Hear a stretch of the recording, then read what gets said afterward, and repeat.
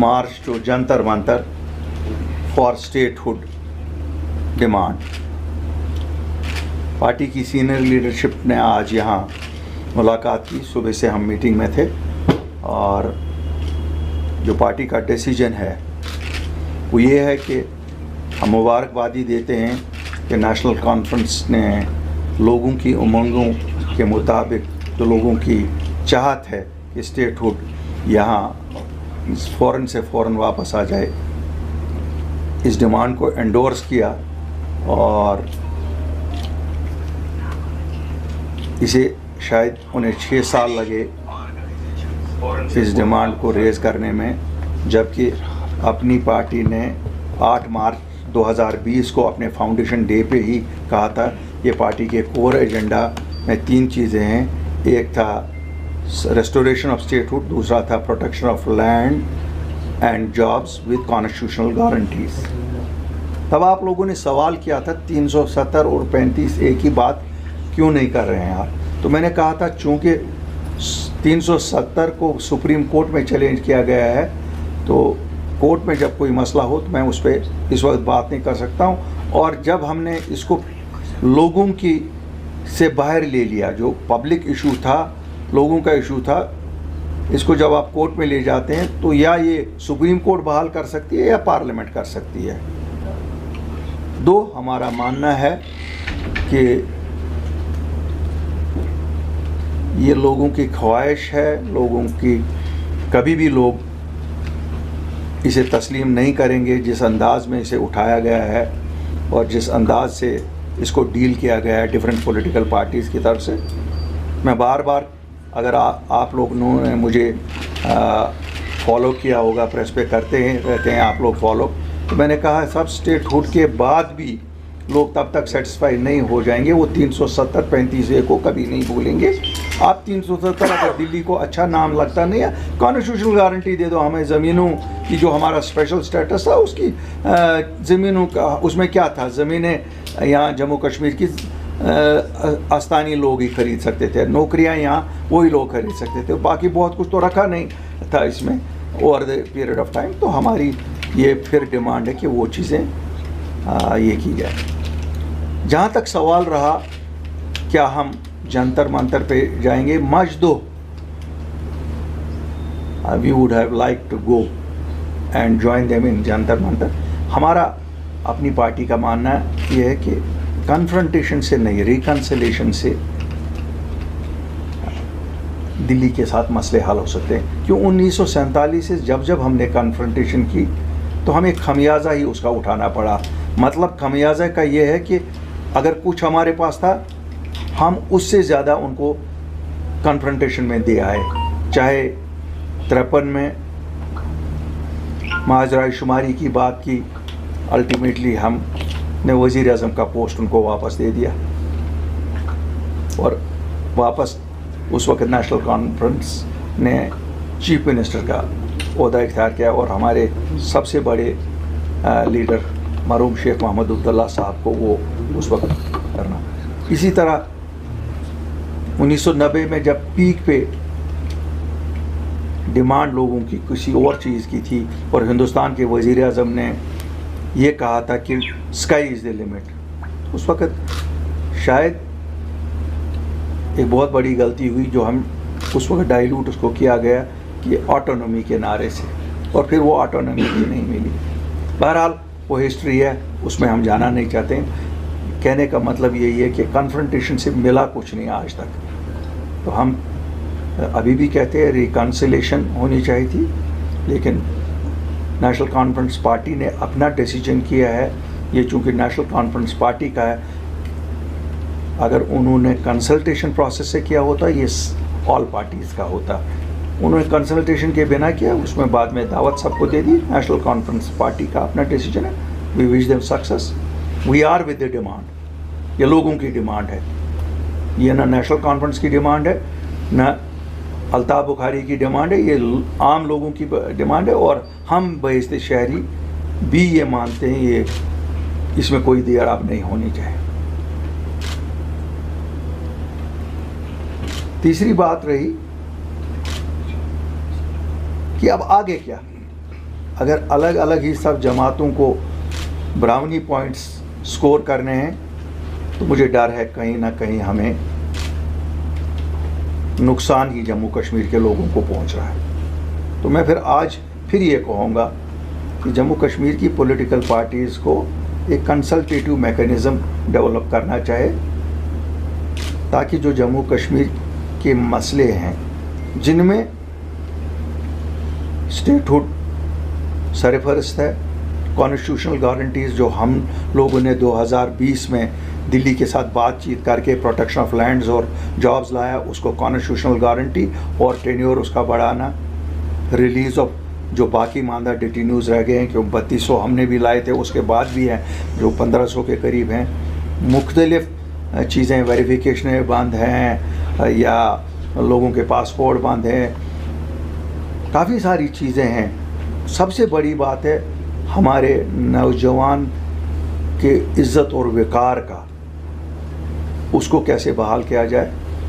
हमारा मानना है अपनी पार्टी में कि वज़ीर आज़म साहब 2020 में जब आपने प्रोसेस एक शुरू की जिसमें पहले आप हमसे मिले और शायद आपको 1 साल लगा, फिर 21 जून को आपने सभी पार्टीज़ को ऑल पार्टीज़ मीटिंग में दिल्ली बुलाया, जिसमें हमें भी, नेशनल कॉन्फ्रेंस को भी और PDP सब जमातें गई, कांग्रेस भी आई। उस वक़्त आपने कहा था दिल्ली और दिल की दूरियां दूर करेंगे। मुझे लगता है कहीं ना कहीं वो ना दूरियां दूर हुई और ना दिल की दूरियां दूर हुई। दिल्ली भी दूर गई और दिल भी दूर हो गए। तो मैं गुजारिश करूंगा होम मिनिस्टर साहब से और प्राइम मिनिस्टर साहब से कि वो उस डायलॉग को फिर शुरू करे, जिसमें आम लोगों से भी बात हो, जम्मू कश्मीर के नौजवानों से भी बात हो और पॉलिटिकल पार्टी से भी बात हो, ताकि किसी कंट्रोवर्सी के बिना जो आईन हिंद में हमारे लिए रखा गया था और जिसे आर्बिट्रेरीली 5 अगस्त को, जिसे हम एक काला दिन मानते हैं, रिमूव किया गया, तो इसको ये कोर्स करेक्शन करना ही पड़ेगा। इस सिलसिले में पार्टी ने और एक फ़ैसला किया है कि चूंकि हमने डायलॉग शुरू किया उस वक़्त जिस वक़्त किसी ने हिम्मत नहीं की, इसलिए हिम्मत की किसी इक़्तिदार के लिए नहीं, जो आज बड़ा क्लियर है, सबको क्लियर हुआ है। हम अपने पर्सनल किसी इक़्तिदार के लिए नहीं गए थे, लोगों की बहबूद के लिए, लोगों की भलाई के लिए। और हमने इस इशू को तब आइडेंटिफाई किया जो आज लोग 6 साल बाद आइडेंटिफाई कर रहे हैं। हम फिर कोशिश करेंगे कि हम प्राइम मिनिस्टर साहब और होम मिनिस्टर साहब के साथ I will call on him personally also to take the issue further. शुक्रिया सर। जो ही जिस तरह से आपने भी अब रिजेक्ट किया है नेशनल कॉन्फ्रेंस में, फिर से वो जो इल्ज़ाम लगा रहे हैं बीजेपी के एजेंट, हमने एक मिनट मैं एक जवाब दे दूंगा। अपनी इंटरप्रिटेशन ना करिए। आप लोगों ने कहा रिजेक्ट, हम रिजेक्ट नहीं करते हैं। डिमांड को कोई रिजेक्ट नहीं करता। We are with the demand, we are with the demand, we will not stand up with them at Jantar Mantar. We have not rejected this. Apni Party और अल्ताफ बुखारी कैसे अपनी ही कोर एजेंडा को रिजेक्ट करेगा? हम बिल्कुल नहीं कर रहे हैं। आप नेशनल कॉन्फ्रेंस के इस प्रोपेगेंडा में ना आइए कि हमने रिजेक्ट किया। मैं दिल्ली के इस प्रोपेगेंडा में भी आपको होशियार करता हूँ, कोई ना आइए। हमने रिजेक्ट नहीं किया, ये लोगों की डिमांड है। हम में से किसी पॉलिटिकल पार्टी को हक नहीं है ये कहने का कि हमने रिजेक्ट किया। तो वो अपना ये नेशनल कॉन्फ्रेंस का अपना तरीका है कि वो जंतर मंतर पे जाएंगे। बिल्कुल, लेट देम डू सो, और उनको अपना हक है, they have a right to it. Doctor साहब, जिस तरह अपनी आप 20 तारीख को जो प्रोटेस्ट है, जैसे आपने कुछ कंडीशंस बताई है, हम प्रोटेस्ट की सियासत में बिलीव नहीं करते हैं। हम रिकन्सिलेशन में, और हम बिल्कुल इंसिस्ट करेंगे प्राइम मिनिस्टर और होम मिनिस्टर साहब को कि साहब ये डायलॉग इसको शुरू किया जाए फिर दोबारा जम्मू कश्मीर के लोगों के साथ, जम्मू कश्मीर की सियासी जमातों के साथ, जम्मू कश्मीर के नौजवानों के साथ। और इसमें अगर फिर अल्ताफ़ बुखारी और अपनी पार्टी को इनिशिएट करना पड़ेगा, उनसे मिलना पड़ेगा, हम ज़रूर वो भी करेंगे। सर, भारतीय जनता पार्टी हमेशा ये कहती है कि नेशनल कॉन्फ्रेंस को नहीं देंगे, और जब देंगे लॉ एनफोर्समेंट एजेंसी से बात करके देंगे, जब वो ग्रीन सिग्नल देंगे हालात ठीक होंगे तब देंगे। क्या आपको लगता है कि हालात ठीक है? हम वज़ीर-ए-आज़म हिंद और वज़ीर दाखिला से बात करते हैं। हमने कभी तक आज तक हमने ना बीजेपी से बात की है, ना हमें ज़रूरत पड़ी है उनसे बात करने की। क्यों?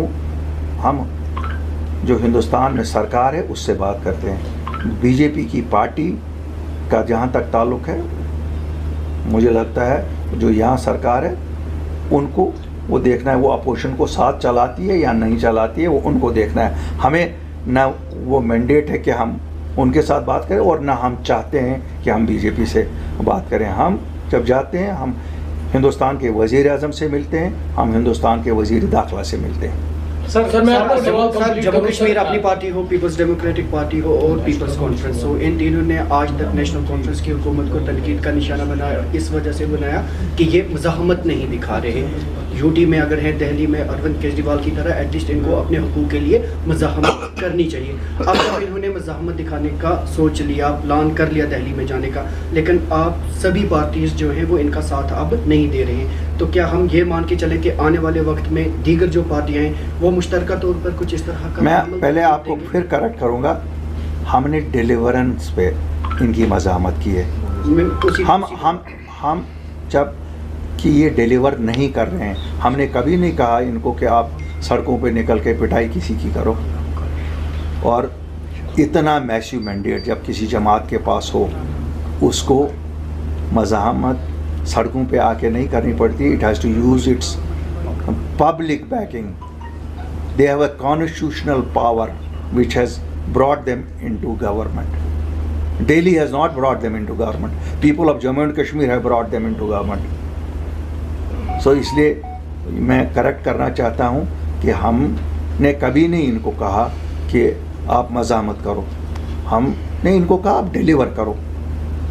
इनको मैंडेट डिलीवरी के लिए मिला था, इनको मैंडेट हम उस पे इनको क्वेश्चन करते हैं, परफॉर्मेंस पे क्वेश्चन करते हैं, और वो हमारा राइट है क्योंकि हमें लोगों ने मैंडेट दे दिया अपोजिशन में बैठने का। हमें लोगों ने तो कोई मैंडेट नहीं दिया ना कि आप बैठो और डिलीवर करो। हम वॉच डॉग हैं कि लोगों के उमंगों के मुताबिक, लोगों की ज़रूरत के मुताबिक क्या जिसको मैंडेट मिला वो कर रहा है या नहीं कर रहा है। खैर साहब, ये जो एनसी का स्टेटमेंट आया कि जो इस प्रोटेस्ट का हिस्सा नहीं बनेंगी रीजनल पॉलिटिकल पार्टी, उसे भी आप उनने कहा कि ये तो बीजेपी के ही होंगे। और दूसरा है कि क्या आपको कन्विंस करने में सीएम साहब या फारूक साहब नाकामयाब हुए जो आपकी उनसे मुलाकात भी हुई? नहीं, हमारी कोई न पॉलिटिकल मुलाकात हुई है। देखिए, दो चीज़ों को मिक्स करने की ज़रूरत नहीं है। हम रहते एक ही जगह हैं, सोशली हम सब लोग कनेक्टेड हैं एक दूसरे से, और खुशी गम में हम सब एक दूसरे के खुशी गम में शामिल हो जाते हैं। और अगर आप रेफ़र कर रहे हैं इस चीज़ को कि हम कंडोलेंस के लिए गए, हमारी जमात बिल्कुल कंडोलेंस के लिए गई। हम यहाँ थे नहीं, मैं पीर पंचाल के दौरे पे था, आज वापस आए, मैंने भी कंडोलेंस की, और बिल्कुल कंडोलेंस ही होती है, और उसमें कोई न पॉलिटिक्स डिस्कस होती है और न कोई मौसम की बात होती है। तो हमने कोई ऐसा न कभी न उन्होंने कोई हमें कन्विंस करने की कोशिश की, ना हमने, क्योंकि ये मुद्दे, देखिए ये मुद्दे अब हर जमात को अपने अपने हिसाब से होते हैं। और दूसरी बात ये है कि कौन क्या फतवा देता है, तो हम किसी के फतवा के मुताबिक तो चलेंगे नहीं। हम चलेंगे जो लोगों का मंशा है, और लोगों के मंशा के मुताबिक हमसे ज़्यादा कोई नहीं चलता। क्यों? अगर हम फतवाओं से डरे होते तो शायद 2020 में हम सामने ही नहीं आते। हमने अपनी इज़्ज़त को दाव पे लगाया, वक़ार को दाव पे लगाया, लेकिन आज फ़ख्र है कि हमने कुछ हासिल किया जो किसी जमात ने 1947 तक नहीं किया है। अगर दिल्ली से कोई फ़ैसला वापस आज तक 47 से हुआ है, वो अपनी पार्टी ने कराया है, जब हमने उसी गवर्नमेंट से जिसने 370 और 35A को हटाया, इसलिए था कि यहाँ सभी हिंदुस्तान के लोग ज़मीनें खरीद सकें, नौकरी कर सकें। हमने उसी गवर्नमेंट से नोटिफिकेशन इशू करवा के रेस्ट्रिक्ट कराया purchase of lands and jobs to the domiciles of Jammu and Kashmir state. Our contention there was give it constitutional guarantee and make it 50 years. पहले स्टेप में कामयाब नहीं हुई, हमारा चल रहा है। जी आप बताइए, जी वहाँ से कह रही हैं। We see national conference trying to get the attention of the national leaders of the highest repute. If the leaders are able to join at Jantar Mantar, will the local parties, the regional parties, will it be a regret when leaders like Rahul Gandhi, Stalin, or someone of the caliber of the other leaders join them for Jammu and Kashmir's protest in the Jantar Mantar? Will it be a regret, because we have seen that the local parties here, whether it is you or the other parties, indirectly everybody says no to national conference. And if the people, the political leaders from the mainstream in Delhi joins them, how would the local leaders view the move coming from the national leaders on Jammu and Kashmir? We will be very happy अगर कांग्रेस के leadership वहाँ join करती है और बाकी सब join करते हैं, जो हिंदुस्तान की लीडरशिप है, हम बड़े खुश होंगे, क्योंकि 370 के साथ 35A के साथ यहाँ के इमोशंस जुड़े हैं। अगर कॉन्स्टिट्यूशनल गारंटी वही लीडर हमें दिलाने में कामयाब हो जाएंगे जिन लीडरों ने अपोज़ किया 370 के कंटिन्यूशन को, क्योंकि कांग्रेस पार्टी ने अपोज़ किया, आम आदमी पार्टी ने अपोज़ किया, बाकियों ने अपोज़ किया, हम तो बहुत खुश होंगे। बल्कि ये तो हमारी जीत होगी कि अगर वहाँ पे वो एंडोर्स करते हैं कि कॉन्स्टिट्यूशनल गारंटीज़ दीजिए जम्मू कश्मीर के लोगों को। मुझे लगता है जम्मू कश्मीर का हर नागरिक यही चाहता है, इंक्लूडिंग अपनी पार्टी। कौन नहीं चाहता है? So it won't be a regret. No, it won't be a regret. I would say it would be a good start. It would be a good start अगर वो करते हैं, that it's a good start। क्यों? We are not on an one man upship कि कौन क्या करता है। Ultimately it is a collective thing which every political party in Jammu and Kashmir has to strive for, to see how people of Jammu and Kashmir feel least pain what 5th August 2019 has done to us. The least, and the least pain would be only then once we get the constitutional guarantees for our lands, job rights, culture, then our detainees are released, our different things which have been taken away from our cadre, which is very important to run a state, which has been finished, including this is restored. We would be very happy. Altaf साहब, जिस तरीके से आप कहते हैं कि हमें एक प्लेटफार्म पे आना चाहिए, वही पीडीपी भी कहती है, लेकिन जब हम हिस्ट्री के देखते हैं 1947 से तो हम कभी भी एक प्लेटफार्म पे नहीं आए। मैं आपसे एग्री ना करते हुए भी एग्री करूंगा, क्योंकि जिस दिन हमारे चीफ मिनिस्टर के पावर्स ख़त्म किए गए 2 अगस्त 2023 को, मैंने यहीं आपके साथ बात की, मैंने अपील की थी कि let us forget our differences और इस मुद्दे पे इकट्ठे हो जाएं। मुझे खुशी है कि 3 अगस्त को मेरे पास सो कॉल्ड PhD जो उस वक्त थी तारगामी साहब का ये आया कि आपकी सजेशन हमने डिस्कस की, डॉक्टर फारूक साहब वुड बी प्लीज कि हम 7 तारीख को सब लोग मिलेंगे। हम भी खुश हुए, बड़े खुश हुए, लेकिन बदकिस्मती से 4 तारीख को उनका टेलीफोन आया 4 अगस्त को फिर कि साहब वो उनकी सेहत ख़राब हो गई, वो पोस्टपोन हो गया। तो इसलिए कहीं ना कहीं शायद जो बड़ी पॉलिटिकल पार्टीज़ यहाँ हैं उनको दिक्कत है कंसेंसस बनाने में। कंसेंसस बनाना भी सबसे बड़े लीडर जो होते हैं, सबसे बड़ी पार्टियाँ जो होती हैं, उनका काम होता है। सर, उसी दिन बीजेपी ने सेक्रेटरीट घेराव रखा है श्रीनगर में, मौक़िफ़ वही जो आपका मुद्दा रहा है, आउटसोर्सिंग। अब अगर बीजेपी आपको इनवाइट करे उस प्रोटेस्ट का हिस्सा होने के लिए, हम किसी की जमात में उनके प्रोग्राम्स में शामिल नहीं होते हैं, चाहे वो नेशनल कॉन्फ्रेंस हो, चाहे वो बीजेपी हो, चाहे वो कोई और जमात हो। हमारी अपनी जमात है, हम अपने प्रोग्राम्स करते हैं जो हमें लगता है कि जो लोगों के मसले मसाइल हैं उनको उबारते हैं। अगर आपका सपना भी गवर्नमेंट जॉब पाने का है लेकिन बड़ी बड़ी फीस बन रही है परेशानी, तो मायूस होने की ज़रूरत नहीं है। मेहनत और सही गाइडेंस से ही हर सपना पूरा किया जा सकता है। जम्मू कश्मीर और लद्दाख का भरोसेमंद और जाना माना कोचिंग इंस्टीट्यूट कैरियर अड्डा पिछले 10 सालों से हजारों बच्चों को एसएससी, जेकेएसएसबी, बैंकिंग, डिफेंस और दूसरी गवर्नमेंट जॉब्स की शानदार तैयारी करवा रहा है। सबसे खास बात यह है कि यहाँ बच्चों को बेहतरीन गाइडेंस के साथ ऐसी तैयारी करवाई जाती है जिससे उनका सिलेक्शन आसान हो सके, वो भी बिना किसी ट्यूशन फीस के। यानी यहाँ आपको मिलेगी फ्री कोचिंग। कैरियर अड्डा में सिर्फ क्लासेस ही नहीं बल्कि हर एग्जाम को क्रैक करने के लिए शानदार मॉक टेस्ट सीरीज भी उपलब्ध करवाई जा रही हैं, जो बच्चों की तैयारी को और मजबूत बनाती हैं। जो बच्चे सेल्फ स्टडी कर रहे हैं वो भी इस सुविधा का फायदा उठा सकते हैं। इसके अलावा बच्चों के लिए फ्री डाउट सेशंस भी रखे जाते हैं, जहां हर सवाल और हर परेशानी का आसान तरीके से हल बताया जाता है। कैरियर अड्डा की मेहनत और बेहतरीन टीचिंग का नतीजा है कि आज 3500 से ज़्यादा बच्चे किसी न किसी सरकारी नौकरी में अपनी खिदमत अंजाम दे रहे हैं। अगर आपका भी सपना 2026-27 में गवर्नमेंट जॉब हासिल करने का है तो देर किस बात की। आज ही जुड़िए कैरियर अड्डा इंस्टीट्यूट के साथ और अपने सुनहरे मुस्तकबिल की शुरुआत कीजिए। हमारा पता है कैरियर अड्डा इंस्टीट्यूट, नियर गुरुद्वारा, रिहाड़ी चुंगी, जम्मू। जम्मू कश्मीर की खबरों के लिए जुड़े रहिए जेके अपडेट के साथ।